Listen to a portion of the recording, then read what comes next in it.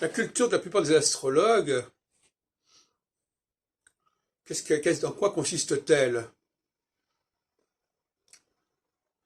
Au fond, la connaissance du ciel, chez eux, est très médiocre.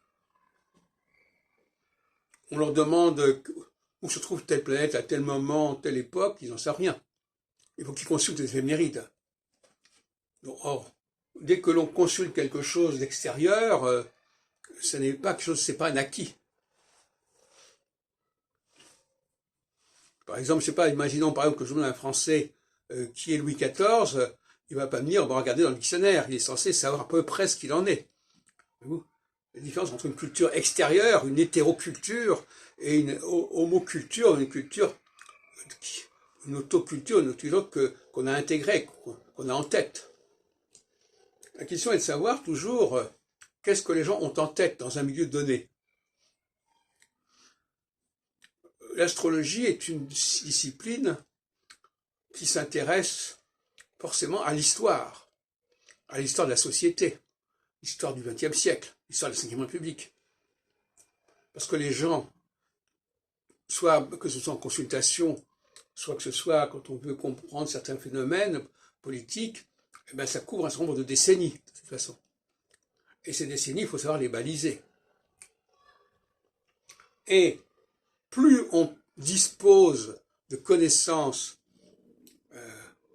je dirais presque innées, enfin, connaissances qu'on a en soi, qu'on n'a pas à aller chercher ailleurs, parce que dès qu'on cherche quelque chose ailleurs, on ne le connaît que ponctuellement. Quelqu'un peut très bien avoir un renseignement et oublier ça une heure plus tard. C'est pas un renseignement qui est acquis, c'est un renseignement de passage.